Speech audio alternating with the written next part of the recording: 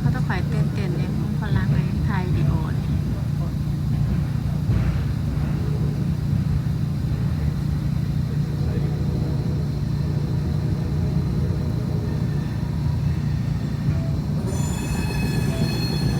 ตรงนี้เคยมาแล้ว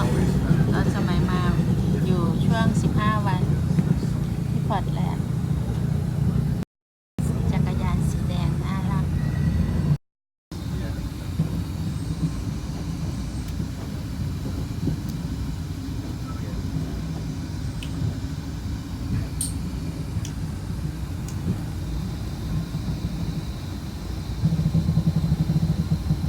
อะไรก็ตื่นเต้นไปหมดนะ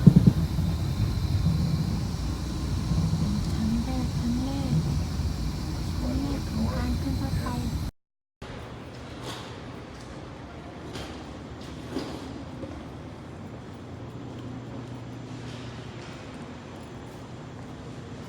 อดทนฟู่ฟ้า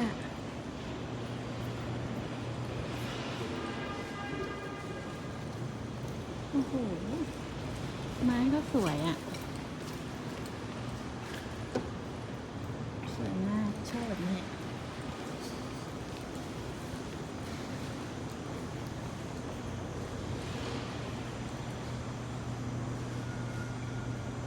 บ้านเราไหม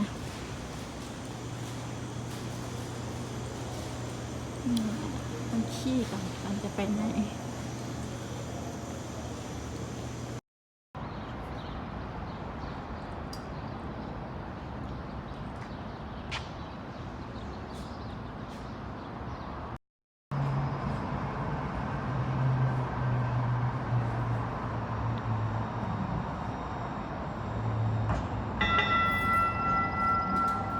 รถไฟไปโคราช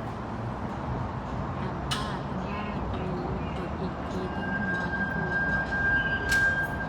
ต้นไม้สีแดง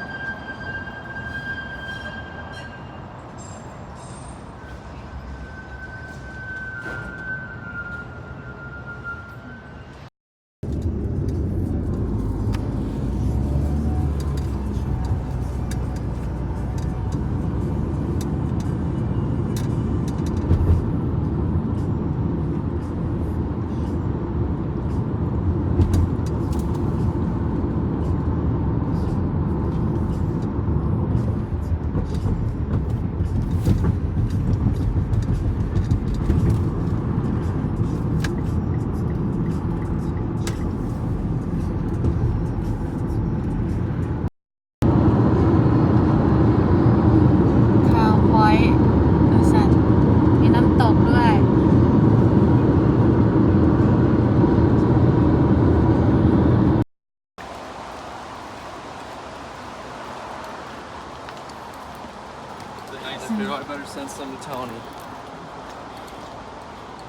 ทางเดินค่ะ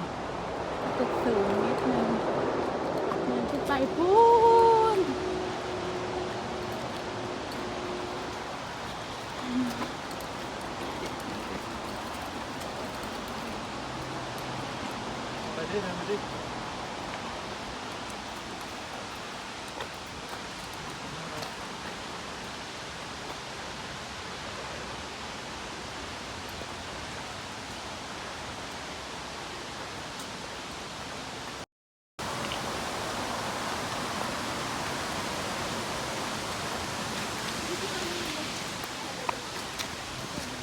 อันนี้สแกนกันหินหล่นทับฝนตกหลายปะเนี่ยอันนี้ฝนตกขนาดนี้คนยังหลายเลยทั้งเยอะ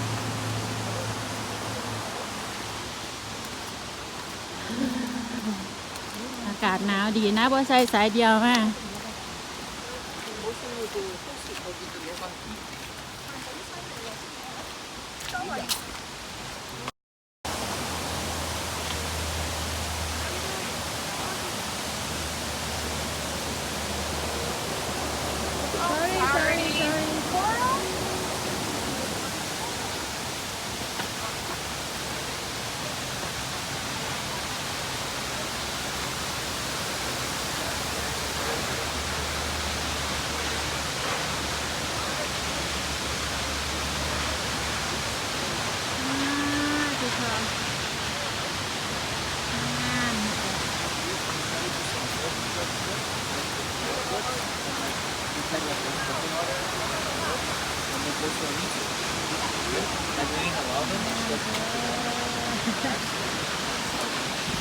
เราเป็นผ้ากันมาเมืองอันนี้ล่ะ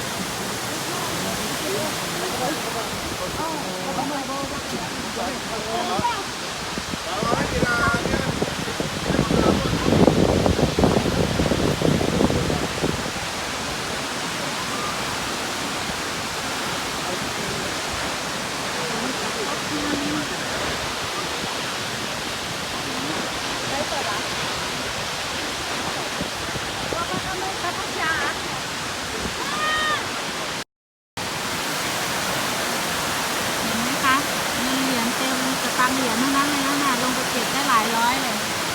ไปเก็บกันไหมเก็บกระตัง ไม่โยนไหม ไม่ยอมเลย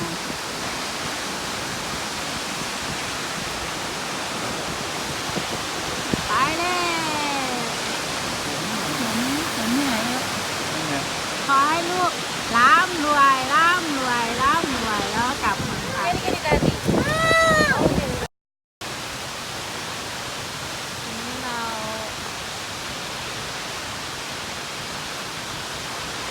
กลับแล้วเด้อ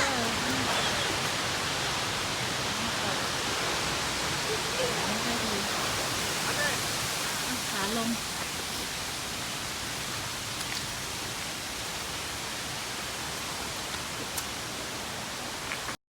เสียดาย โอ้เอาทีละ ฝนมันตก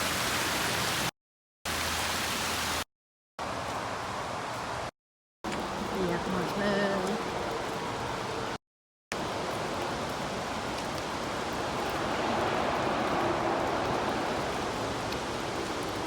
ตอนขึ้นก็หอบนิดๆ ตอนลงก็จะหมื่น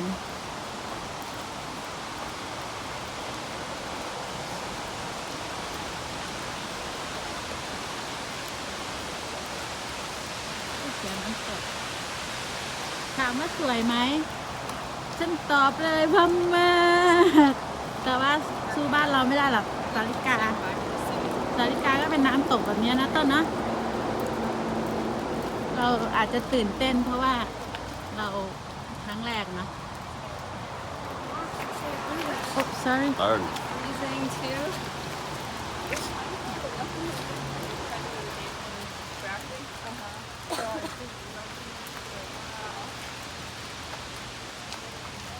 เขาเรียกอะไรเนี่ย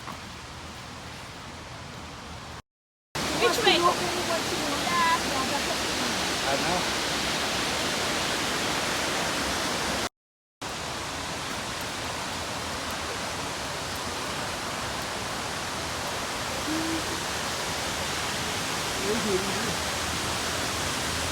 ติดฟันมา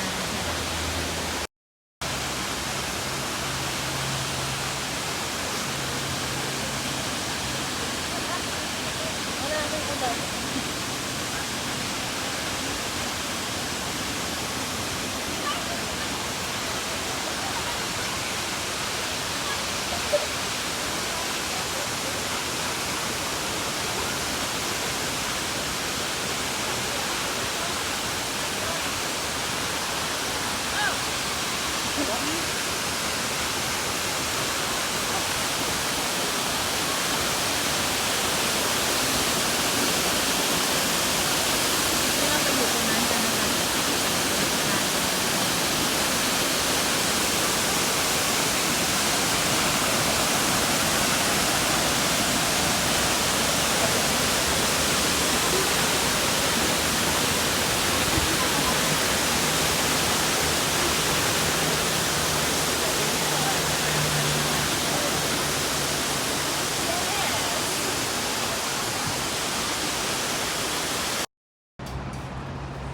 ร้านห้องน้ำมันอร่อยดีนะ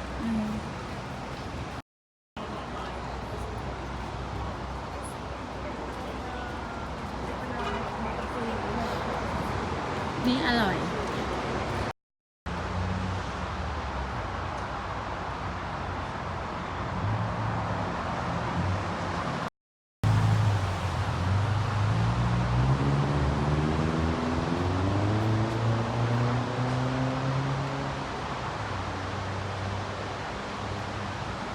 ได้มาเห็นแล้ว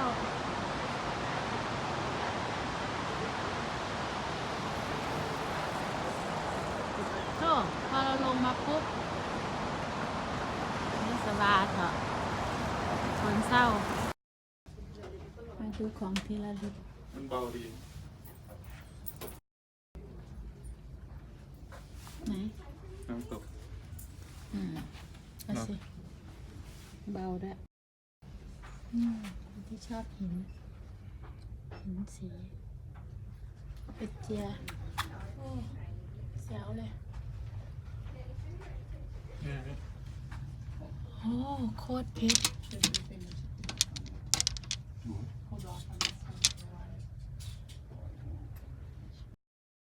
เจ้าไหมเจ๋งขนาดสวยว่ะ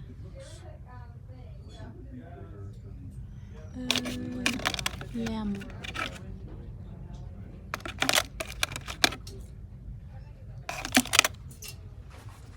อันนี้สวย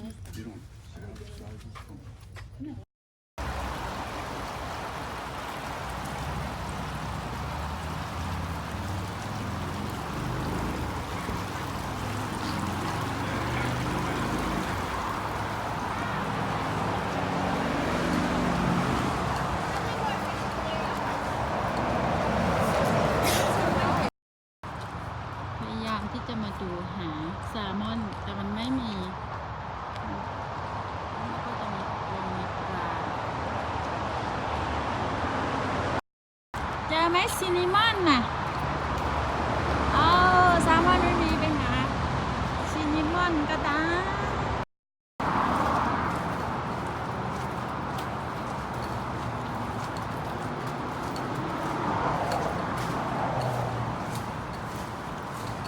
เราจะลอดใต้สะพานนะคะสะพานอเมริกาไม่มีขวางทางนะคะแต่เราจะไปเพื่อพลาดไม่อายคนเด้อจะเก็บเหรียญอยู่ตรงนั้น